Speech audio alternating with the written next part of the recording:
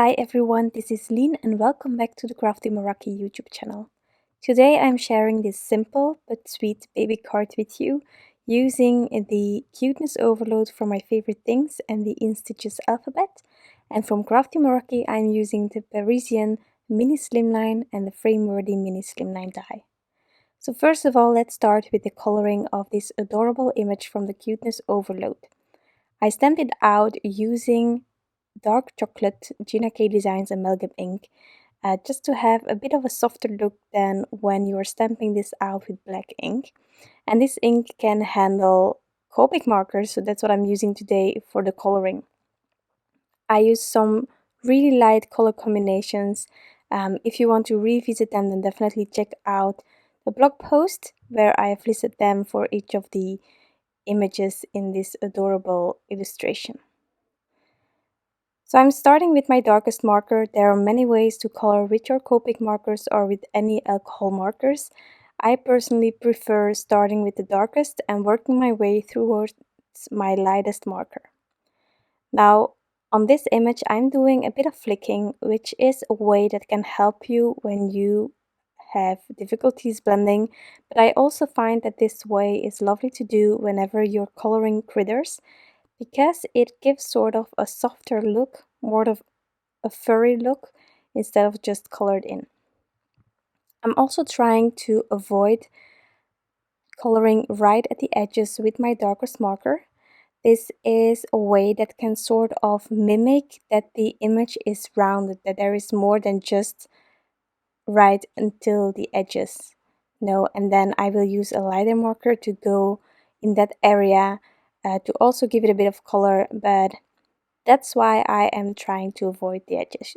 I don't do this every time, but from time to time I do that and I always like it, but I don't always use this technique. The paper that I'm using is Transotype Perfect Coloring Paper. I'm also listing the basics that I'm using today in the description box and the Crafty Meraki products that you can get over there, with some links for you to easily find everything. Now the paper is Transotype Perfect Coloring Paper. It's a paper that I started using in 2021, and since then I never stopped, because it's a really handy paper to color with your alcohol markers. It can handle quite a lot of moisture, which is always handy when you need several layers.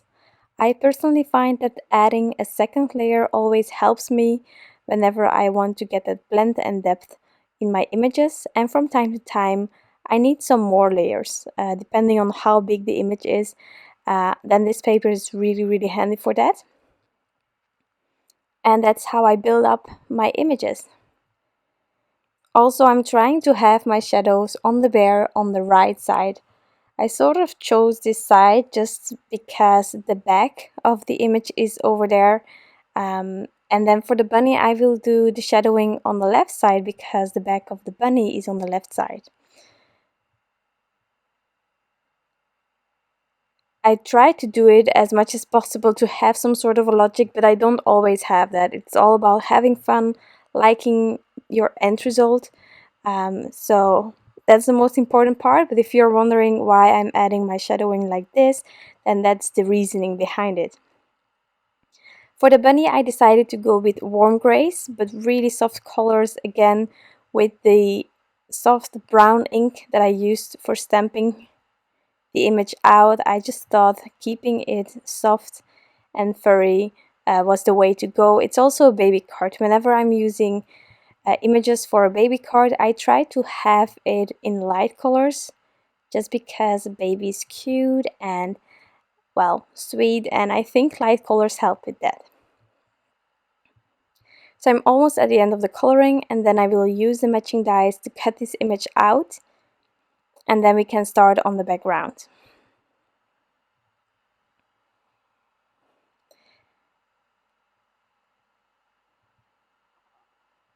For the background, as I said in the beginning, I'm using the Frameworthy Mini Slimline, and an idea that I had in my head to avoid having to add foam tape on the back was just to have some fun foam on the back of my paper before die cutting it. So that's what I did here. I haven't done that often, and I think it's definitely worth it. It makes it a bit easier.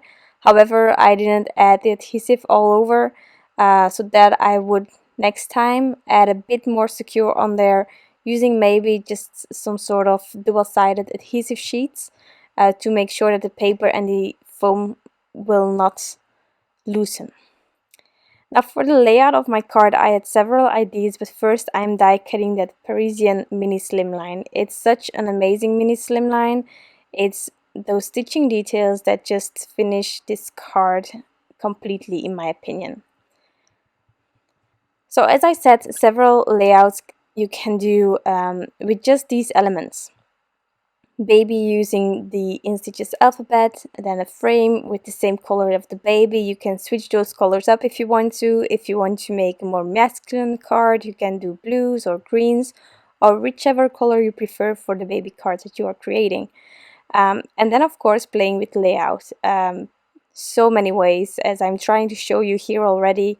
And then of course I needed to choose one of them. So I went with this. But first, let's just add a bit more interest to that background. I cut it out of Ballet slipper cardstock, and I decided to add a little bit of distress inks all over the edges, which is in my case worn lipstick, and I just wanted to have a bit of interest right at the edges. I'm not going all the way with this ink, it just has to come from underneath the frame that we are still going to add. And yeah, it's subtle, but it's over there, and I think that's a great way to give some more interest. So I'm making sure that it is smooth, and once I'm happy with it, I can assemble the card. So first of all, I'm adding my pink background on my card base. And I just love this mini slimline size. I think it's amazing. It allows you to create clean and simple cards, but it's really elegant, I find it, just because of this size. To add the frame, I decided to use Corte, but any adhesive will work. I just find that this adhesive is really strong, and with the foam, the fun foam in the back, I didn't know how it was going to react, so I thought let's grab the most strong adhesive that I have in my drawer and add it on the back.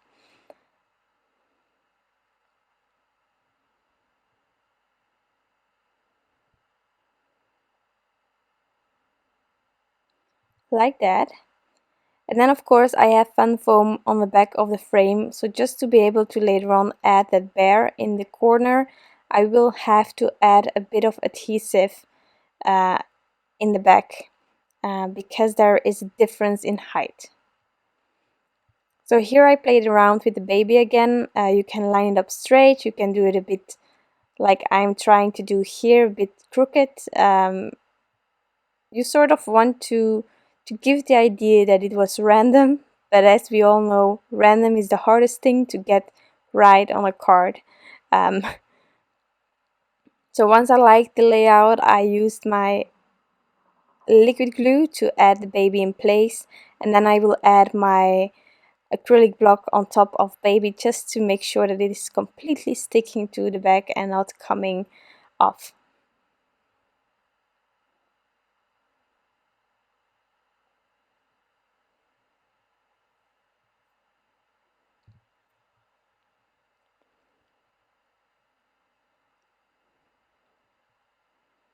And then I can add this cutie in the right bottom corner. I decided to go with the foam, well, the fun foam again on the back of my image, and that way I have it the same height as the frame.